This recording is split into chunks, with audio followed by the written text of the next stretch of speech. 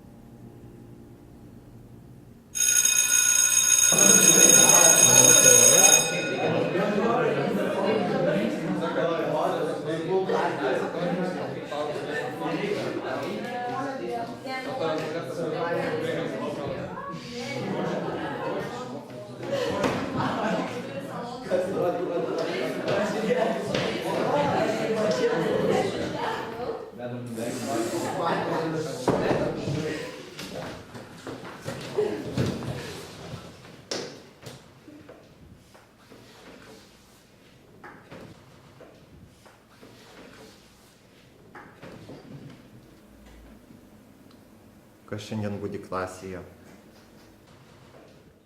Aš budžiu. O kas nepatinka? Tu gal atsistok, kai mokytojas su tavim šneka. Man po bokso treniruotės raumenis skauda. O jei ir atsistočiau, tai va tu ir atsigultum. Kodėl lenta nevalyta? Aš negaliu dirbti. Man mėnesinės. Mėnesinės. Rimtai. Tai tu mergaitė būsi, ar ne? Tai rytoj supinsim kasytės, pasveikinsim su moters diena, gėlių atnešim. Šitaip?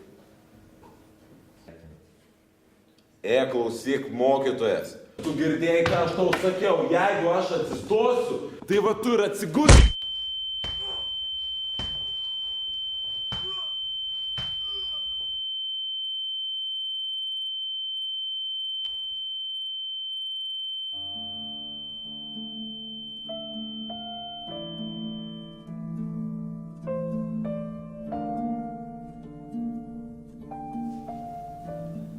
Jėzus Kristus pasakė, atleisk ir bus atleista. Atleidimas tai aromatas, kuris skleidžia gėlė, kada ją trypia purvinomis kojomis.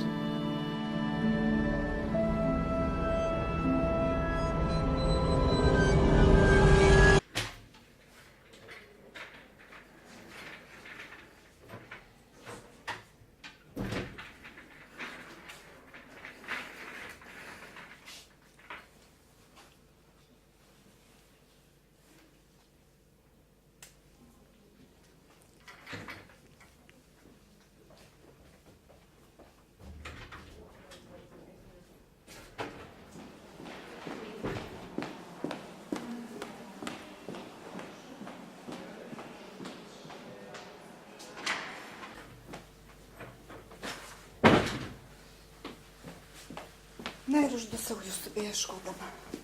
Mokytojau, aš dėl to mano sūnelio Arniuko paišdykavimo atėjau su jumis geruoju susitarti.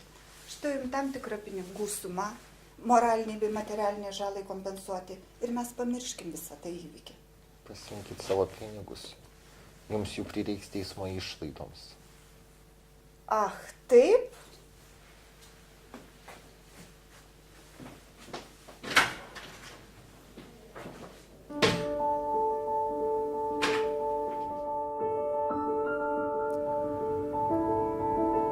Atleidimas tai barometras, kuris parodo žmogaus sielos tobulumo ir dvasingumo laipsnį.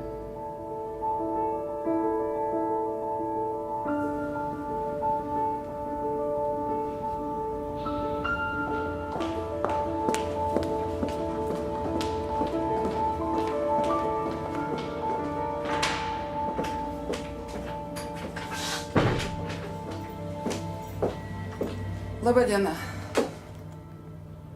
Mūsų mokyklos kolektyvas svarstė jūsų elgesį ir priėmė vieningą sprendimą. Kokia gėda, kokia baisi gėda. Mūsų mokyklos vardas linksniuojamas visų laikraščių pirmuose puslapiuose. Žodžiu, kai grįšite į darbą,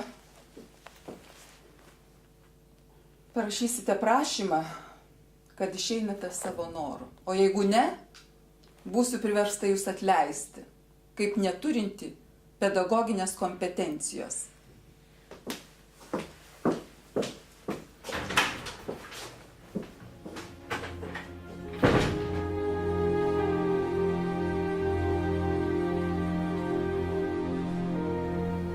Atleidimas tai vidinė nuostata atgaivinanti širdį. Pirmiausia, jis suteikia dvasios ramybę mums patiems. Būdami dvasiškai ramus, mes galime tą ramybę perduoti ir kitiems. O tai ir yra vertingiausia dovana, kurią galime dovanoti.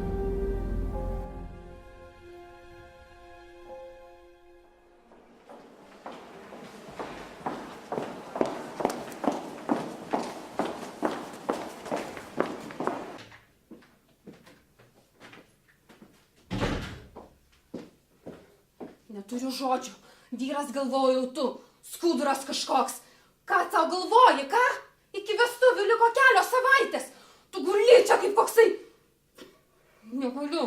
Mano tėvai nupirko bilietus kelionį į Turkiją. Tu voliojies čia kaip koks asilas. Žinai ką? Pasiimk savo tą žiedą ir nebeskambink man, aišku.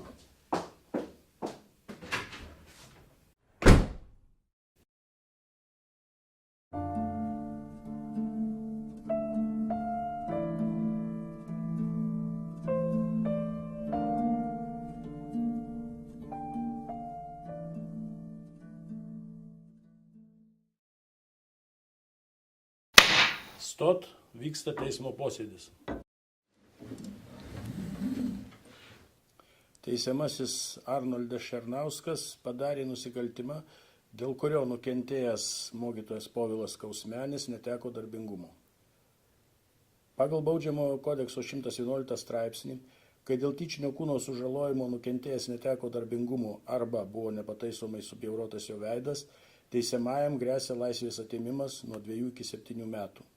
Vienintelė lengvinanti aplinkybė – nukentėjusio atleidimas. Kaltinamasis, ar pasiruošęs prašyti atleidimo?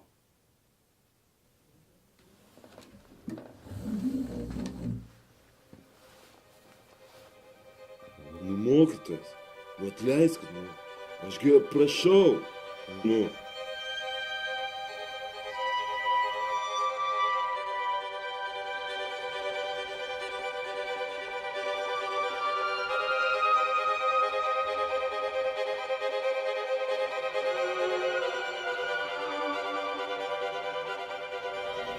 Atleidimas tai aromatas, kuris skleidžia gėlė, kada ją trypia purvinomis kojomis.